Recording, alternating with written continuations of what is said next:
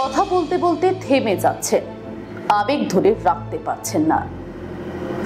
শুরুর দিনটা সকলে বলতে পারলেও শেষের দিনটা কি বলা সহজ হয়? তবে কি ক্লান্তি, চোট, নাকি স্রেফ বয়স থাবা বসিয়েছে জেদে? বিড়বিড় করে বলতে লাগলেন, 19টা বছর, 19টা বছর।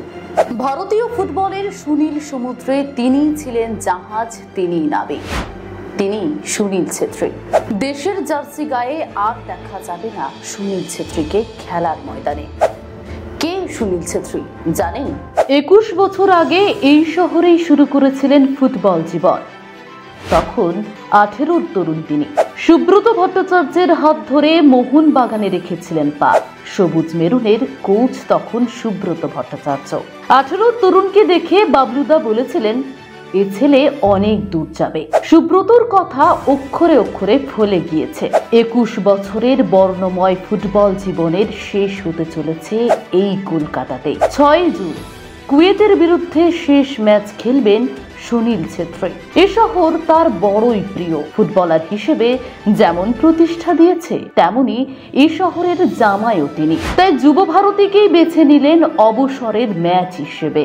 প্রাক বিশ্বকাপের কঠিনতম ম্যাচে ভারত খেলতে নামবে কুয়েতের বিরুদ্ধে। এই ম্যাচ জিতলে স্বপ্ন টিকে থাকবে। অবসর ম্যাচে দেশকে সেই স্বপ্নটুকুই মুঠোয় দিয়ে চলে যাবে। এমন সকাল আসবে তা প্রত্যাশিতই ছিল, তবে এত দ্রুত আসবে তা অনেকেই ঠাউর করতে পারেননি। বৃহস্পতিবারের সকাল ভারতীয় ফুটবলারদের মন খারাপ করে দিল। সকাল 9:22 নিজের এক্স হ্যান্ডেলে একটি ভিডিও পোস্ট করলেন ভারতীয় ফুটবলের আইকন সুনীল ছেত্রী। 9 মিনিট 51 সেকেন্ডের সেই আবেগঘন ভিডিও বার্তা মুহূর্তে ছড়িয়ে পড়ল ভারতীয় ফুটবল সার্কিটে। বুটজোড়া তুলে রাখছেন ভারতীয় দলের ক্যাপ্টেন।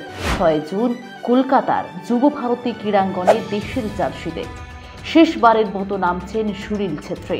100 গোলের মাইলস্টোনের সামনে দাঁড়িয়ে থাকা ভারত অধিনায়ক এক্ষেত্রে স্বার্থপর হতেই পারতেন। ফিটনেসের চূড়ায় দাঁড়িয়ে 94 গোলের মালিক নিজের কেরিয়ারের দড়ি টেনে দিলেন।